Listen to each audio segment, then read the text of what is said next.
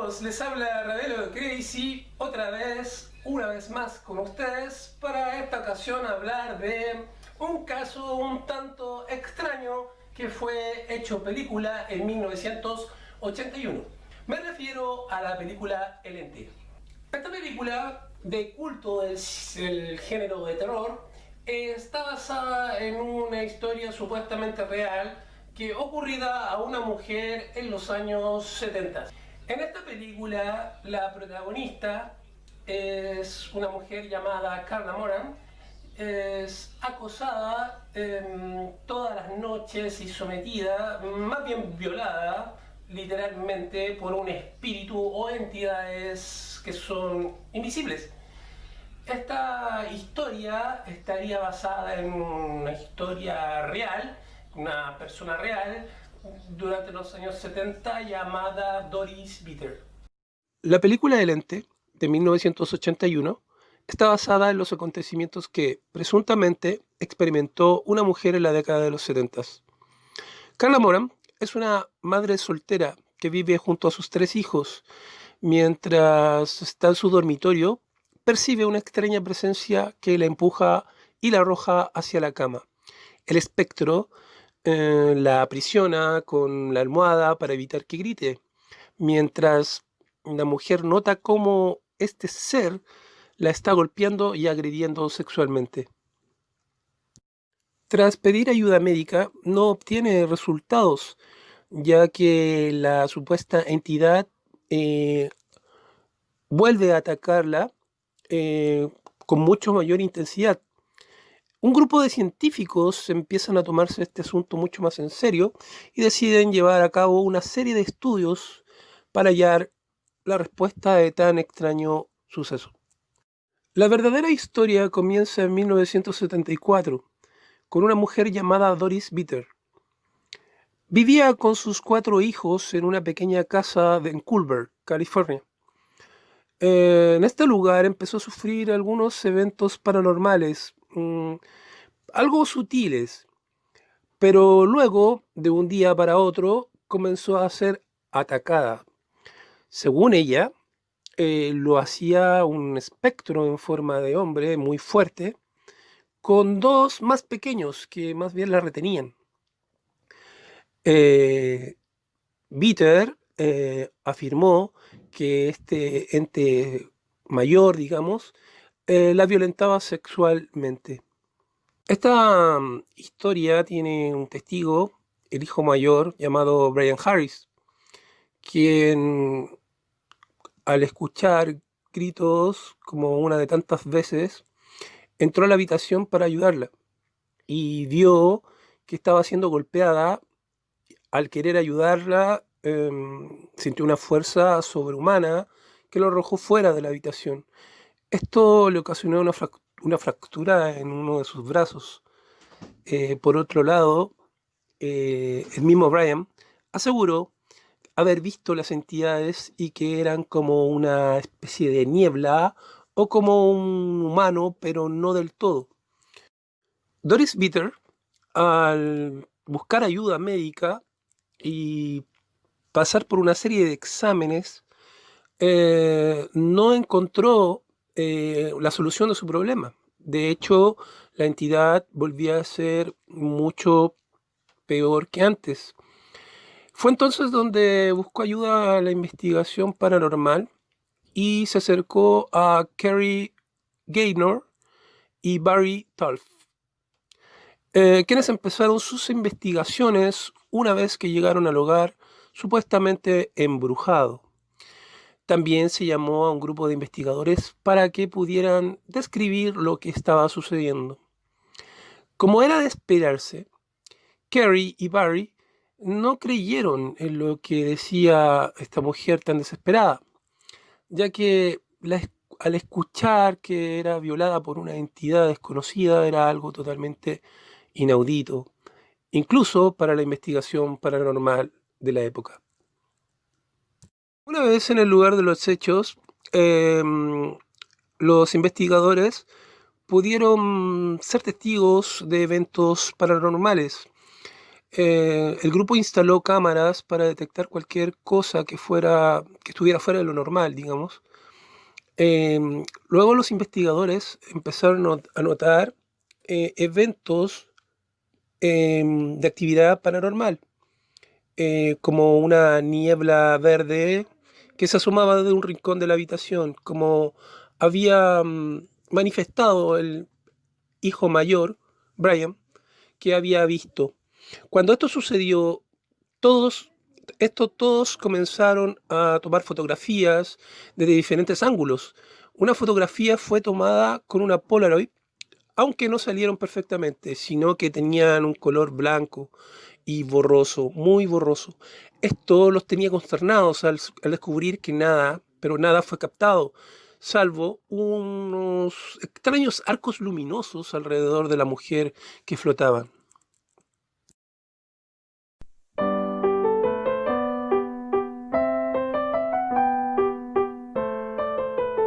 Tenemos que señalar que los investigadores se percataron de que habían unos sutiles y extraños fenómenos paranormales como movimientos de cosas, de objetos dentro de la casa que ocurrían siempre y cuando estuviera Doris Bitter dentro de ella. Pero cuando ella estaba fuera de la casa, los fenómenos cesaban. Esto nos hace intuir, por una cuestión lógica, de que el fenómeno estaba asociado netamente a ella. La explicación médica que se le dio al caso de Doris Bitter fue parálisis del sueño. La parálisis del sueño se presenta durante un cambio de etapas del ciclo del sueño, cuando se despierta súbitamente del sueño MOR, es una sigla de movimiento ocular rápido. Su cerebro está despierto, pero su cuerpo aún está dormido o en sueño MOR y no puede moverse, causando una sensación de parálisis y no poder moverte. Esto va acompañado con una sensación de voces e imágenes bizarras, con una imposibilidad de gritar o pedir ayuda. No podrías mover, ni siquiera mover el dedo meñique. Históricamente, dentro de las tradiciones y las supersticiones, estos fenómenos son atribuidos a una especie de demonios llamados sucubos o incubos, que de acuerdo al sexo atacarían a la persona o a la víctima en este caso. Pero si nos vamos en la línea de demonios o algún tipo de entidad, se nos viene a la mente inmediatamente no solamente demonios que ataquen o interactúen, sino que entren al cuerpo de la víctima. Inevitablemente nos viene a la cabeza el asunto de los exorcismos. ¿Tiene alguna relación entre este caso y las posesiones diabólicas o demoníacas? En general, muchas de las personas que sienten ser poseídas por el demonio, demonios o algo sobrenatural, pueden estar padeciendo, según el manual de psiquiatría, el DSM-5, de un desorden de identidad disociativa en forma de posesión, llamado TID. Muy brevemente, su sintomatología se resume en perturbación de la identidad, dos o más personalidades, lapsus de memoria y síntomas que causan malestar clínicamente significativo en la vida social y laboral. La causa del TID o TID usualmente se asocia a traumas sufridos durante la niñez. Además, no solo las personas con TID han sido catalogadas como poseídas o posesas. Personas que padecen epilepsia, esquizofrenia e incluso el síndrome de Tourette han sido víctimas del estigma de ser poseídas por el demonio. En el mundo y en la literatura encontramos varios casos de personas con algún tipo de desorden psiquiátrico que fueron sometidas a exorcismos. En el año 2016 existió el caso de una mujer africana de 30 años que sufrió abusos físicos y sexuales desde los 8 años. Fue sometida a un exorcismo por la iglesia pentecostal. Fue agudizado su problema. Los médicos la trataron después de un tiempo, la diagnosticaron con TID. Dentro de estos archivos, una mujer de 28 años en España había sido diagnosticada hace 5 años con esquizofrenia paranoide y estaba bajo tratamiento farmacológico que la mantenían bajo cierta estabilidad. A esta mujer fue llevada con un cura católico, quien la diagnosticó que sus síntomas eran debido a un demonio. La sometieron a numerosos exorcismos, interrumpieron su tratamiento médico y agravaron su condición. Esto ocurrió el año 2011. Otro interesante caso es la de un hombre de la India que tenía conductas criminales, porque según él estaba poseído por un fantasma. Este hombre fue sometido a numerosos exorcismos, pero luego fue llevado al médico donde se le diagnosticó esquizofrenia paranoide y fue tratado con antipsicóticos. Y sus síntomas mejoraron notablemente. Año 1994.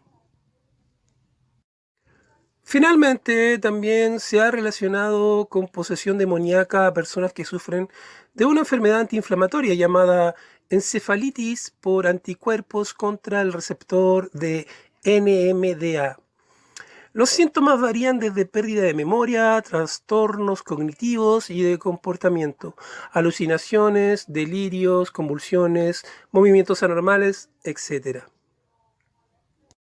En conclusión, podríamos decir o establecer el punto de que el exorcismo es un ritual medieval dañino para las personas que sufren de algún tipo de desorden neurológico o psiquiátrico, principalmente interfiriendo con el apropiado diagnóstico y tratamiento de los pacientes.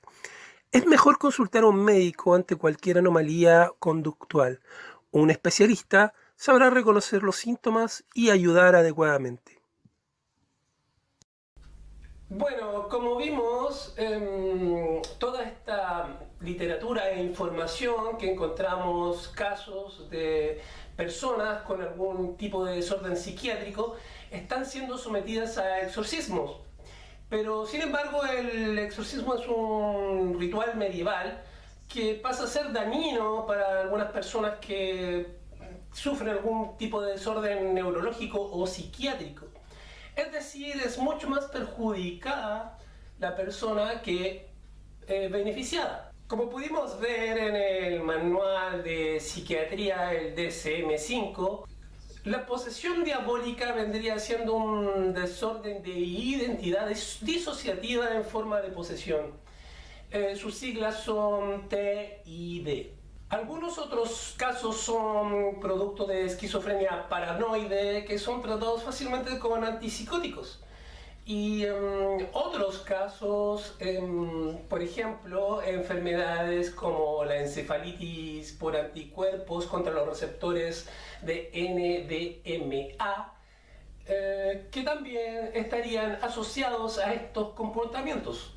El receptor de NMDA es una proteína cuya función es ser receptor o del neurotransmisor del glutamato y es muy importante para la transmisión del impulso nervioso en el sistema nervioso central. Es decir, el propio sistema inmunológico produce anticuerpos contra el receptor, produciendo así una inflamación en el cerebro.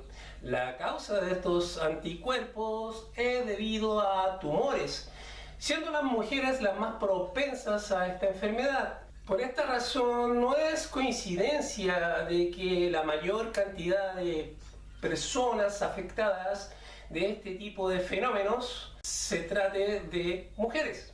De hecho, en el siglo XIX, por esta razón se asociaba mucho a las mujeres los problemas de histeria. Y bueno amigos, recuerden que aquí nunca tratamos de dar verdades absolutas. De hecho, no pretendemos de ninguna manera hacer algo así. Pero sí tratamos de dar una explicación a cada uno de estos fenómenos que en realidad muchos de ellos tienen una explicación lógica. Por eso siempre les digo aquella frase de Carl Sagan en donde nos dice que debemos tener la mente abierta, pero no tanto para que no se nos caiga el cerebro.